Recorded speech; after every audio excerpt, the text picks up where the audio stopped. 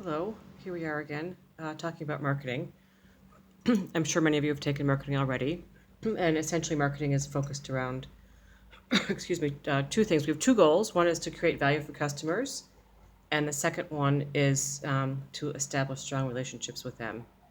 And we do that, we do that through using the marketing mix, the 4 Ps of marketing: product, price, place, and promotion. So we're going to go through and talk about that in a little bit more detail. So the most important thing you want to do is identify what your market is. We've talked about market segmentation and targeting, your geographic, demographic, psychographic, and behavioral. So you want to figure out who your customer is, what your pricing is going to be, your promotions, how you're going to handle sales, forecasting sales, and then finally distribution channels, or what we refer to as place. But the first thing you want to come up with is a marketing plan. And the marketing plan is developed by the entrepreneur, and it's going to determine who your customers are and how and why they're going to be attracted to the company. It's important that the marketing plan is a formal written plan that you'll go through. So you want to find out who is it that you're going to be marketing to: age, gender, perhaps what their personality is like, geographically where are they going to be, that kind of thing. And you want to market specifically to that group of people. So it's important that you have a good, strong geographic focus, because you don't want to waste advertising money advertising places where your target market is not going to be able to see the ads. So who is your target customer? And you want to find out everything you can about them, their age, their income level, what percentage of the population in your geographic area does this target market exist in? Are you going to be able, do they have enough money to buy your product? Will it match up with your cash flow projections? And then if they don't match up, how are you going to fix that? So online businesses also have to look for a target market, same thing. You want to look at your web presence and trying to reach them through targeted marketing, and also through search engines, making sure that when people search a product like yours, your website comes up.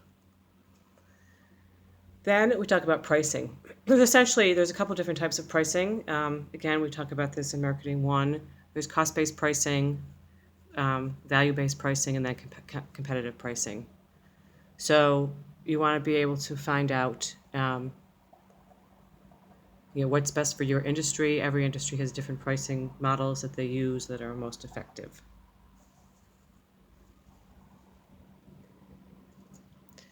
And then we talk about the pricing floor. Basically, that's the lowest price you can charge. So what's the break-even point for it? We talked about break-even pricing, break-even and break-even analysis in previous chapters.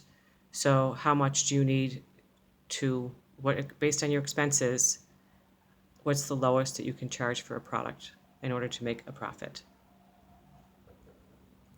There's also a thing in pricing called the loss leader, and sometimes you might sell it at a loss, but the goal is to use that product to get people to come into your business to buy other products.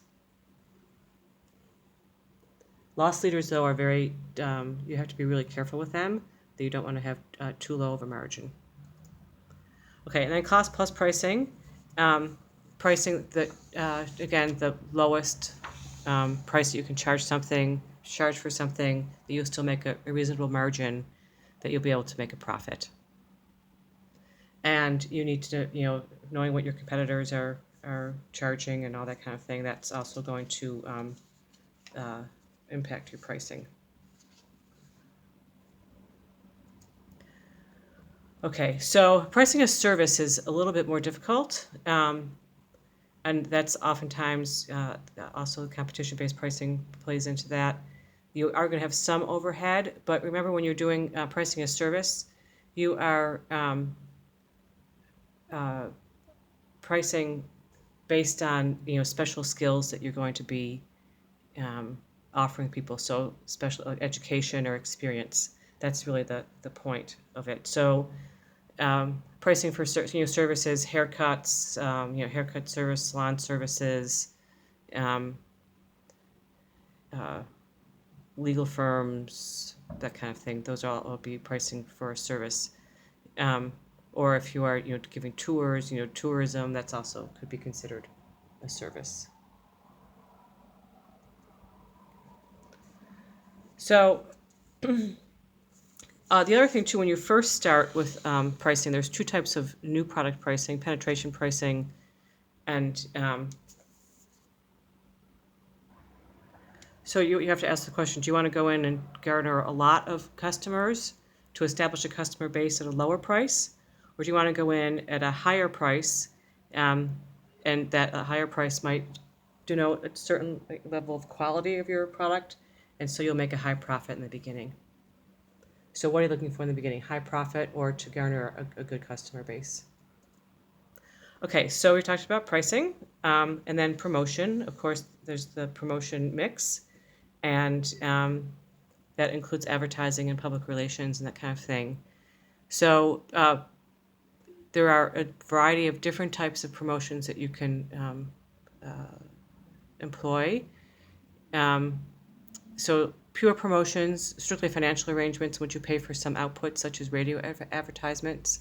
Then there's mixed model promotion that you have some level of maybe there's some community support involved, and then virtually free promotions, which are the people who work at the company, work at your firm, actually going out and promoting the product. So promotion, don't forget the promotion mix, as I said, includes advertising, public relations, special events, that kind of thing. So pure promotion are things like television, commercials, social media, newspapers, trade shows, that kind of thing. Mixed promotions are you might sponsor an event or sponsor a school or sponsor a softball team or something like that, and that it gets your name out into the community, and you want to associate your product and your company with nonprofit organizations that you think represent your brand. So free promotion is as it doesn't require a lot of capital.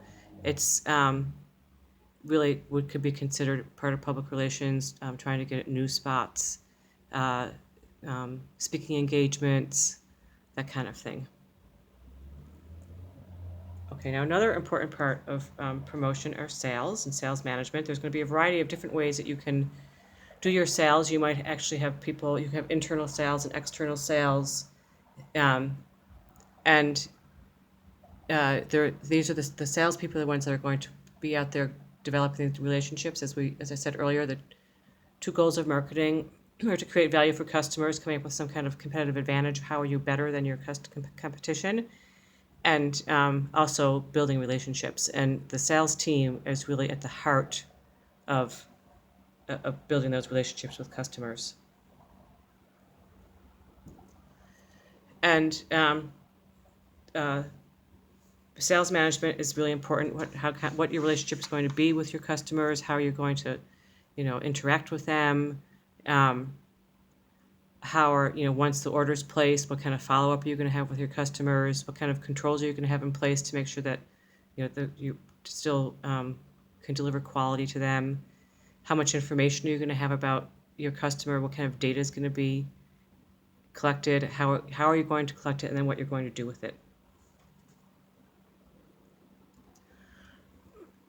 So what you want to make sure is that you have some kind of consistent approach and image. We talk about an integrated marketing communications, IMC. We talk about that in Marketing 1.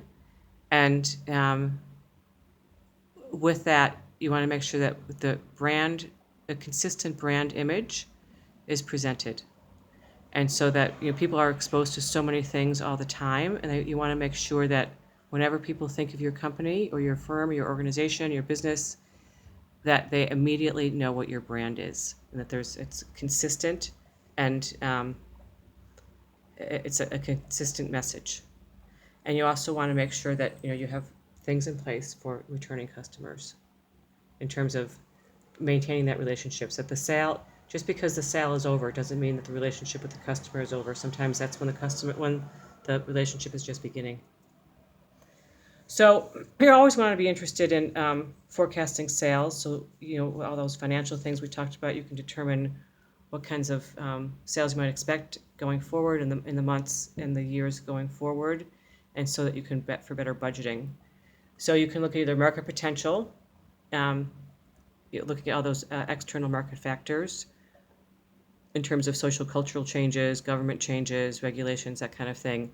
And then also customer demand in terms of the income of your area and that kind of thing.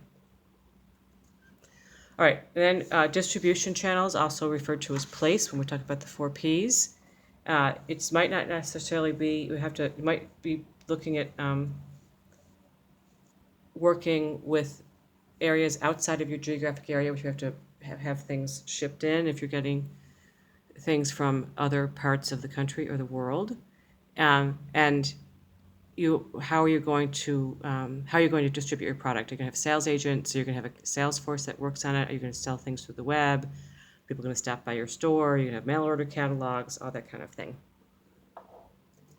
So independent representatives are people who work for you, and they also probably work for other companies as well, and they distribute your product for you. They also might do some promotion for you, that kind of thing. It's important to have good representatives and have representatives that are going to service your customer best and keep the image of your customer in the forefront of people's minds. And then contract sales force, also independent salespeople that they might come and they might work for a specific period of time. They might be with you for a long period of time. And it's important, again, that you establish strong relationships with them so that they will then, in turn, work with potential customers. Now, if you have a small business, maybe you have a small business that's just all local. In that case, the people that's more retail focused, and the people who work for you are your salespeople, and you are in constant contact with them every day. It depends. This contract sales force would be for people, as I said, who are into large distribution or have a much larger geographic area that they sponsor or that they are focused on. And then there's also the internet, web-based marketing.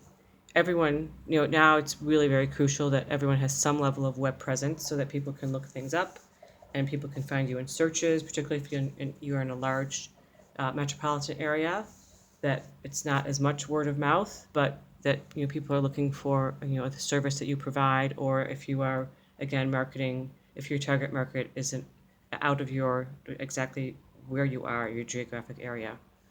And then you have to decide also how you're going to handle that. If you're going to be, we refer to them as click and mortar, which means that you would have an online presence and a brick and mortar business, or if you're click only, which is a strictly online business. Amazon is strictly online. Zappos is strictly online. Or are you going to be a company like Target that has a retail presence, a brick and mortar, an actual business presence, so that people can also buy things online? And I realize I'm giving examples of super big companies, but eventually you might want to go there, and these are just things that you want to think about. You probably at the beginning you're going to want to start out much smaller, but then eventually you're going to want to have a larger web presence. And certainly social media plays a really vital role in attracting customers. And working with now, there's so many influencers, particularly Instagram influencers out there. And then finally, mail order catalogs still exist, and that can be very profitable. We have mail order catalogs still, or you might have your catalog actually online. But you have to. The one thing that is important about that is you have to have some sort of credit card sales and return policy. that's sort of a quick look at marketing. But again, if I could just reiterate, the important thing is you have to determine how you're going to create value for your customer and how you're going to establish relationships with them. And then through that, you use the marketing mix to achieve those goals. The marketing mix are the tactics that you use to create value and build a strong relationship. So, what's your product going to be, your pricing structure, your promotion plan, and your distribution. And also, of course, accurately identifying your target market. And it might be in the beginning that you have an idea of who your target market is, and it's important that you reevaluate that because you might want to change your target market. Maybe you're finding that maybe you sell fishing gear, and in the beginning you're selling just to men between the ages of 45 and 60, and you realize that you have this large market of men and women between the ages of 25 and 40. So you have to adjust your marketing plan as you go on.